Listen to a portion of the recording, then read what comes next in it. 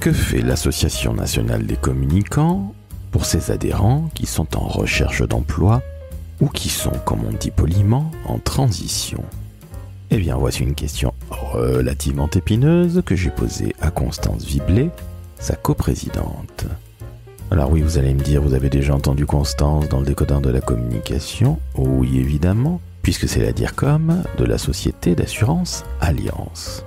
Néanmoins, dans cet épisode, même si Constance va reparler très brièvement de sa campagne sur le cyberharcèlement, c'était d'ailleurs pour ça que nous nous étions vus initialement, Constance va vous expliquer justement ce que fait l'association qu'elle co-dirige pour celles et ceux qui sont peut-être pas en galère, mais qui en tout cas ont envie de bouger, de retrouver un emploi. C'est loin d'être évident et c'est vrai que dans notre métier de la communication, on a tendance à souvent oublier cette partie-là du chemin professionnel qui n'est pas nécessairement un long fleuve tranquille. Je suis Laurent François, fondateur et dirigeant de l'agence Maverick, et je vous l'avoue que ma vie, en tant qu'enfant, a été jalonnée par le chômage de ma mère. Et oui, on n'oublie pas et on ne guérit pas nécessairement de son enfance, donc quand j'ai posé cette question à Constance, il y avait, pour moi, un véritable enjeu. Je vous laisse avec Constance Viblet, coprésidente de l'Association nationale des communicants, et bien évidemment, directrice de la com d'Allianz. Très très bonne écoute en sa compagnie.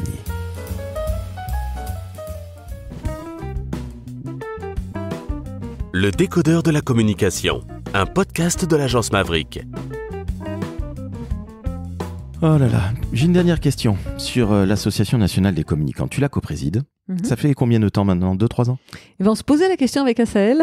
Je crois que ça fait 2 ans. Ouais. Bon, elle s'appelait auparavant Comment. Et encore avant Communication et Entreprise. Et auparavant l'UGEF. L'UGEF, tout à fait. J'ai adhéré Fondée en 1947 quand même. Exactement, qui était l'Union des journalistes d'entreprise de Exactement. France. Voilà, et donc Comment auparavant. Et maintenant, l'Association nationale des communicants, qu'on appelle plutôt les communicants. J'ai une question qui est peut-être un peu poil à gratter, je te prie de m'en excuser par avance. Qu'est-ce que vous faites vis-à-vis de nos juniors et de nos seniors dans la com, qui sont parfois sur le carreau, pour plein de raisons?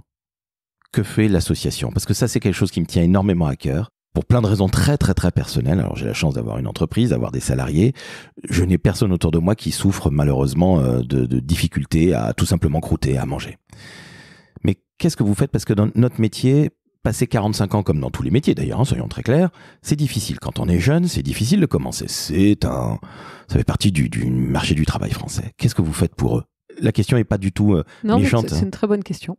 D'abord, on leur propose un lieu, déjà. Et c'est important parce que nous sommes la seule association totalement œcuménique. C'est-à-dire que tu sois piou-piou ou vieux DIRCOM, que tu sois indépendant en entreprise, que tu sois dans le privé ou dans le public, tu es le bienvenu aux communicants. Et ça, c'est très important parce que, en fait, moi, je suis dans plein d'autres associations qui sont toutes vraiment top, mais certaines sont dédiées à la com interne, d'autres sont dédiées au DIRCOM, d'autres aux relations presse, etc. Donc, nous, on est la seule qui est totalement œcuménique. Donc, les 1500 personnes qui sont dans l'association viennent beaucoup d'univers, de tous les métiers de la communication. Donc, déjà, on leur offre ce lieu-là associatif. J'insiste énormément sur le caractère associatif, parce qu'il existe aussi des endroits où il y a des choses très bien aussi, mais qui ne sont pas associatifs, qui sont des entreprises à but lucratif, qui sont très bien, et tu sais, mon appétence pour l'entrepreneuriat, c'est absolument pas un problème, mais c'est pas la même offre, c'est pas la même proposition. Je te parlais des Grands Prix tout à l'heure. On a un budget Grand Prix, on encaisse 100 000 € quand on fait les Grands Prix, on dépense 100 000 €. Donc déjà, c'est bien géré. Voilà, déjà c'est bien géré, exactement. Mais c'est juste pour te dire que l'association, on a terminé le bilan comptable 2024 à plus 4 000 €. Hein. Donc, et en général, on termine à 0. Et plus 4 000 €, on se dit, bon, bah, c'est bien, mais c'est pas notre but n'est pas de faire de l'argent. C'est pas de faire du pognon, on est bien d'accord. Pas du tout. Il faut qu'on termine toujours. Là, on a 4 000, ça va nous permettre de faire un tout petit peu de gras. On est content. Mais je veux dire, voilà. Donc ça, c'est très important de comprendre ça. C'est le seul lieu œcuménique associatif. Ensuite, qu'est-ce qu'on leur offre aussi? Justement, du network, des relations, la découverte des pairs, l'inspiration, etc. Pour les plus anciens, ceux qui pourraient vivre une période de transition, ça s'appelle du chômage en français courant, mais dans le monde professionnel, ça s'appelle une période de transition. D'abord, je peux leur donner un tout petit message? Je t'en prie. Tout le monde a fait de la transition. Là, énormément de gens ont fait de la transition. je suis une ancienne DIRCOM en transition. Donc voilà, je voudrais juste dire ce message, moi aussi, et c'est pas grave, vous n'avez pas de pot de pu dans les mains, tout va bien. Déjà, ça c'est le petit message. Donc, merci de le dire, parce que quelque part, vu ton niveau, Ligue des Champions, c'est très important que tu dises que toi aussi tu as eu quelques petits accidents de la vie professionnellement parlant. Et en fait, la période de transition, moi j'en ai tiré profit, j'ai fait du réseau, me suis reposée, j'ai fait plein de choses, enfin c'était formidable, et donc c'est une période qui fait partie de la vie professionnelle. C'est très important de le dire, et peut-être que tu as déjà fait des décodeurs là-dessus, mais ça pourrait être intéressant d'ailleurs comme sujet, la question de la transition. Je te la fais très très courte, puisque je ne rajeunis pas, je fais partie comme tout le monde des gens qui vieillissent. J'ai de plus en plus de clients qui commencent à être moins jeunes que les gamins cyberharcelés, évidemment ce qui n'est pas difficile, mais trêve de plaisanterie, je crois qu'il va falloir qu'on en discute. Et on en discutera, si tu le veux bien, quelques minutes après que nous ayons terminé cet épisode. Donc, je reviens donc. Ça nous arrive à tous. Oui, qu'est-ce qu'on fait ? Oui, donc, voilà. Et qu'est-ce qu'on fait pour ceux qui sont en période de transition ? On va lancer, là, ça tombe très bien, je te l'annonce même en avant-première. On est en train de mettre les derniers coups de tournevis et on va lancer un groupe pour les communicants en transition au sein de l'association, qui va nous permettre de s'échanger, pas que les postes, mais aussi de s'entraider, de faire du coaching, d'aider à créer du réseau, etc., et d'être un collectif, aussi un endroit où on peut parler, etc. Donc là, c'est une question de jour, on va lancer ça incessamment sous peu. Écoute, je te félicite. Je crois qu'on en a tous besoin de parler. Tu sais bien que notre métier est très féminin. Oui. Que malheureusement c'est un peu, allez, je vais faire une comparaison un peu idiote et très osée surtout, que les communicantes, les femmes qui font de la com n'ont pas le droit d'être âgées, n'ont pas le droit d'être moches et ni mal habillées. C'est absolument abject. Je trouve ça ignoble, très honnêtement. Et je pense que certaines d'entre elles, et puis certains d'entre eux aussi, mais nous les hommes on a quand même cette chance-là, on s'en fout qu'on fasse 120 kilos, l'essentiel c'est on va regarder que nos compétences. Vous les femmes malheureusement on regarde vos compétences plus tout le reste, et d'ailleurs on regarde beaucoup plus tout le reste avant, même entre femmes, ce qui est absolument horrible, mais c'est pas l'objet de ce que je voulais te dire, mais je trouve très bien justement que tu offres cette parole qui soit libérée, que vous osiez aborder cette fameuse transition qu'on appelle le chômage, comme tu l'as dit très justement, parce que malheureusement dans notre métier, il y a du chômage, il y a des crises, donc qu'est-ce qui gicle en premier dans une entreprise, c'est la com. Donc félicitations. C'est quand exactement, dis-moi tout, que vous lancez ça ? Je peux pas te donner de date, mais je te le redirai, et c'est vraiment, je pense que, là on est en train de finaliser, on va peut-être pas le lancer en plein été, on va lancer ça à la rentrée. Donc ça veut dire que c'est pour demain, à la rentrée évidemment. Voilà. Ok, donc ça c'est une première chose. Ça c'est plutôt pour les seniors ou c'est aussi pour les juniors ? C'est plutôt pour les seniors, c'est plutôt eux qui sont touchés par des... Enfin c'est plutôt ceux qui ont autour de 50 ans et ont beaucoup plus de mal à trouver un job. Le fameux âge. Pour nos plus jeunes qui eux galèrent à rentrer. Ouais, pour nos plus jeunes, un lieu, du networking, un endroit. On fait des after-work 6 fois par an ici et on a beaucoup de jeunes et qui sont super pushy, qui viennent parler, qui viennent rencontrer des gens, etc. Donc voilà, un lieu, de la formation, des scènes ouvertes et du networking, c'est ça qu'on leur propose. Et bientôt un forum. Et en plus un tarif pour les jeunes qui est quand même très intéressant. Pour les pupus, oui en effet. Je vais te poser la question, bientôt un forum emploi ? On n'y a pas pensé, mais pourquoi pas ? C'est ce qui me démange depuis très longtemps.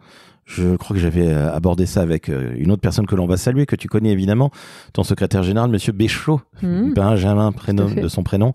Je crois qu'en effet, c'est extrêmement important parce que finalement, vous faites bouger les lignes. Plutôt communication corporate, on va le dire très clairement, l'Association nationale des communicants. Oui, mais on a aussi les métiers de la pub, etc. C'est tous les métiers de la communication. Eh ben, honte à moi, tu vois, on voit bien que je ne suis plus adhérent depuis un siècle et demi. Donc, honte à moi, mais en tout cas, bravo pour toutes ces actions, parce que je crois que notre métier a vraiment besoin d'être défendu. Tu le disais qu'il fallait avoir du courage. J'en suis intimement convaincu, il en faut dans la vie d'une manière générale. Mais dans notre métier, on a besoin, j'aime bien et si, c'est le petit pas de plus que tu fais. Le petit pas de plus. Si on allait encore un peu plus loin. Le petit millimètre ou le petit centimètre que tu gagnes, c'est pas juste foutre une claque à la Mike Tyson, c'est ça qui est bien vu. Mais tu vois, dans le cyberharcèlement, le SI, c'était le glossaire. C'est-à-dire que au début, on avait conçu la campagne avec les affiches et on n'avait pas imaginé le glossaire. Et le petit SI qu'on s'est dit, ça a été le glossaire. Et c'est ça qui a été le game changer dans notre campagne. Eh ben écoute, on va se quitter là-dessus. Bravo d'avoir rebouclé sur cette campagne de cyberharcèlement. Je vais mettre le lien, évidemment, vers la page que vous avez fait, parce qu'il y a une page sur votre site internet. Et je les ai cités, mais je recite Ogilvy et l'équipe d'Ogilvy qui a été vraiment formidable et qui sont pleins d'idées et qui nous accompagnent très bien. On peut les féliciter parce que sincèrement, ça n'a pas dû être simple de pondre cette campagne, de la créer. Je sais ce que c'est. Et je dis bravo à l'équipe Ogilvy. C'est Mathieu Elkaïm. Qui est le DIRCREA ? Oui. Qui est le DC. Donc félicitations Mathieu pour ce que ton équipe et toi avez fait. Elle sera primée cette campagne, la question ne se pose même pas. La question de savoir quand, c'est-à-dire l'année prochaine. Donc tu vois, j'ai quasiment les réponses à tout. Et merci à toi Constance. Je serais très heureux de 2 choses, si tu m'y autorises. 1, j'aimerais beaucoup interviewer Estelle. Avec plaisir. En te remerciant. Donc tu vois Estelle, c'est officiel. J'en avais parlé à Estelle avant, mais bon, j'en profitais de faire ça de manière totalement transparente. Et 2, lorsque vous avez, entre guillemets, peut-être un tout petit peu plus avancé, même si c'est avancé, qu'on reparle de cette problématique d'emploi pour nos juniors et nos seniors. Avec immense plaisir aussi. Parce que je crois que l'emploi, c'est fondamental. C'est comme respirer, c'est comme manger, c'est comme boire des coups. Et il faut quand même, il faut bien vivre, comme disait un grand philosophe qui s'appelait Thierry Roland. Tu sais, un homme qui était vraiment très brillant et qui parlait de football un petit peu comme je ne sais pas qui, comme un petit peu comme... bon bref, je ne sais pas, je suis fatigué. Je crois qu'il est temps que je sois en week-end, mais trêve de plaisanterie. Bravo, 1 pour la campagne, 2 pour la prise de poste, parce que c'est pas évident. Et il y a une grosse équipe, même si tu as l'habitude encore une fois. Bravo Fabien, également. Bravo à tes équipes. Tu les as tous cités, en tout cas tu as cité les têtes de proue. Je salue évidemment Astrid et Estelle que j'ai le plaisir de connaître. Et Isabelle Hébert qui est ma boss, que j'ai pas citée, qui nous aide énormément parce qu'elle a toute l'unité communication, marketing, data, stratégie, innovation. Chez Allianz, on est découpé comme ça en grosse unité et c'est aussi elle qui nous soutient dans toutes nos actions. Isabelle, c'est un prénom charmant, c'est celui de ma femme. Donc évidemment, on va la saluer. Et bien évidemment, tu reviens à la rentrée alors ? Ouais, mais tu sais, j'ai quand même envie de te voler le dernier mot et de te remercier toi parce que ce que tu fais avec le décodeur, c'est passionnant. Moi, je les écoute toujours avec grand intérêt. Ah, c'est toi. D'accord. Ouais. Merci parce que toi, ça aide nos métiers. C'est exactement, ça nous aide, ça nous inspire, ça nous amuse, ça nous passionne. Donc vraiment un immense merci pour ton travail. Eh ben écoute, je te remercie. Merci Constance, je t'envoie ton chèque. Tu me promets que tu laisses ça dans le podcast. Je vais le laisser, je vais même l'envoyer à Isabelle, la mienne, cette fois-ci, en lui disant, regarde, la reconnaissance est enfin là. Non, je te remercie très sincèrement parce que tu es une diacom très pushy, comme j'aime. Évidemment, moi je suis entrepreneur depuis 15 ans, donc forcément, qui se ressemble, ça semble. Et je trouve ça fantastique que ton parcours, parce qu'il y a aussi plein d'autres choses que les gens ne sauront pas, que moi je sais, et tu as la foi. Je n'en dis pas plus.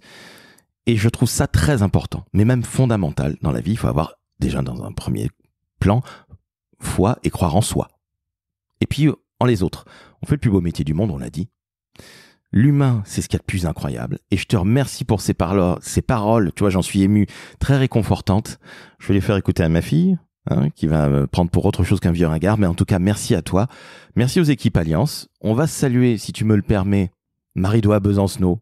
Absolument. Que j'apprécie énormément. Qui était dire comme Allianz avant moi. Exactement. Et j'ai connu Allianz réellement en allant l'interviewer il y a 4 ans déjà.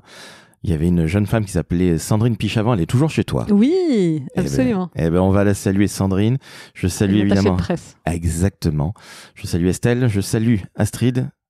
Mesdames, on travaillera un jour ensemble, je l'espère, je croise les doigts, mais trêve de plaisanterie, c'était un vrai plaisir. Et à la rentrée, tu reviens s'il te plaît, j'en suis désolé, tu es un petit peu réquisitionné, je sais que tu as pas mal de choses à faire, et on discute de toute cette problématique autour de l'emploi que l'Association nationale des communicants essaie de résoudre. Ça te va ? Nickel, merci Laurent. Eh ben, merci à toi, vous mettez 5 étoiles sur Apple, 5 étoiles sur Spotify, vous vous abonnez au décodeur de la com, et merci encore à toi Constance, c'était formidable. Salut. Ciao, ciao.